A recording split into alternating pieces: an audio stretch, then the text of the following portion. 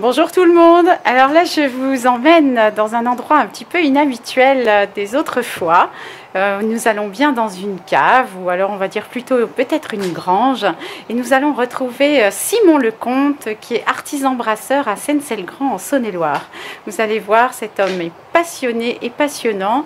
Nous allons apprendre plein de choses, et pas cette fois sur le vin, mais sur la bière. À très bientôt sur Culture Wine TV. Maybe we can always be forever you, forever with me. Oh, oh, oh, I bet you're thinking I'm a little too romantic. Oh, but baby now... Simon, bonjour. On se retrouve chez vous dans votre brasserie à Seynes-Selgrand. C'est ça, c'est ça. Brasserie Ammonite. Ouais, la brasserie, l'idée première de la brasserie, au départ, c'était d'appliquer les process de vinification du vin à la bière. Parce que vous êtes issu du monde du vin. C'est ça. Et jamais été brasseur amateur. C'est quelque chose que j'ai jamais pratiqué. Et j'ai plutôt été à vinifier des raisins qu'à vinifier des céréales. Donc l'idée, ça a été au tout départ de voir comment on pouvait appliquer ces process-là. Et si possible, dans un principe un peu vertueux qui était de travailler en biodynamie, en fonction du rythme des lunes et des marées. Et donc la première chose, la chose la plus importante dans la bière, c'est l'eau.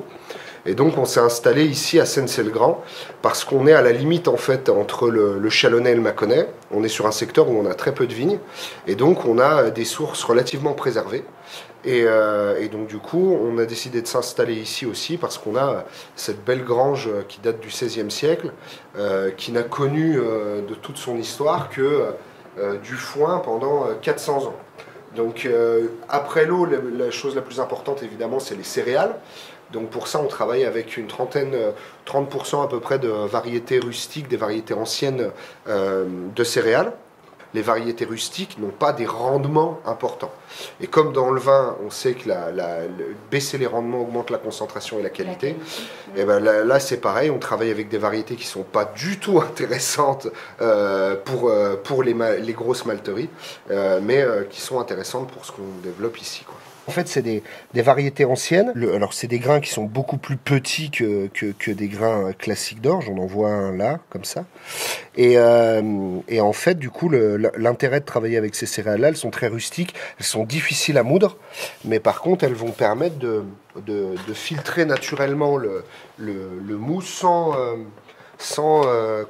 avoir d'opération mécanique. Et alors, qui c'est qui fait le mélange? Qui c'est qui concasse? C'est moi, je fais tout moi. Et tu as les appareils spécifiques? Oui, alors on a un petit moulin. En fait, c'est un moulin avec un entraînement. Il y a des barilets comme ça. Ouais. On met le grain dedans et ensuite, en fonction de l'écartement de ces barilets, eh ben, on peut décider de la taille de la mouture du grain. C'est tout simple. Le malt, c'est le nom qu'on donne à l'orge qui a germé. C'est-à-dire que l'orge, à l'intérieur, on a ce qu'on appelle de l'amidon, comme on peut le retrouver dans la pomme de terre. Donc en faisant germer la céréale dans des germoirs, à ce moment-là, ça va donner ce qu'on appelle un maltose.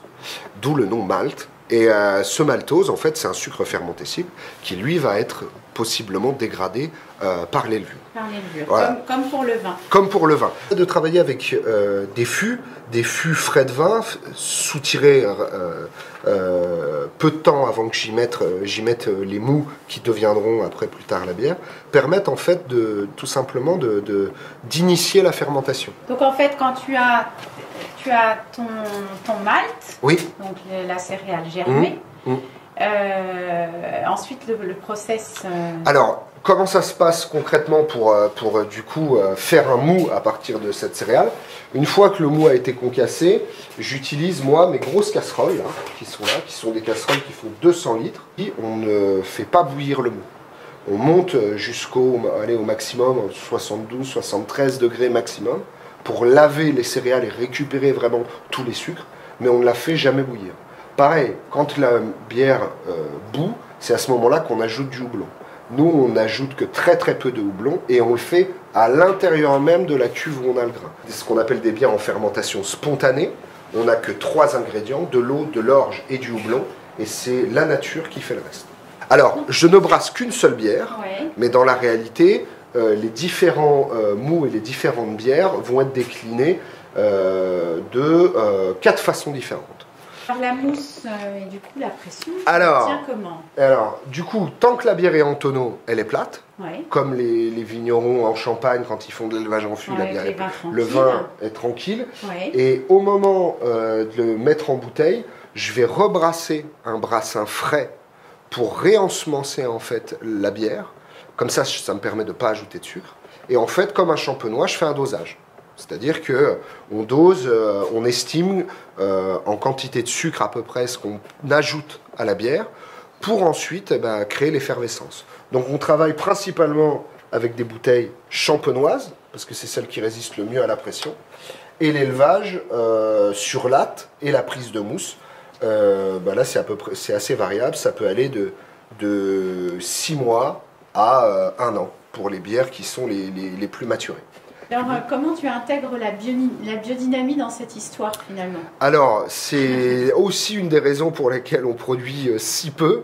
C'est parce que la première chose qu'on apprend en biodynamie, c'est de travailler avec son milieu et travailler déjà avec la Lune, avec les marées. Sur ce calendrier-là, je répertorie donc tous les coefficients des marées et des lunes. Quand la Lune monte et que les marées sont hautes, c'est un moment où les liquides se distendent. En fait, un même liquide, quand il est à la pleine lune ou en nouvelle lune, ne va pas avoir le même volume. Mais c'est toujours le même poids, mais les liquides se distendent.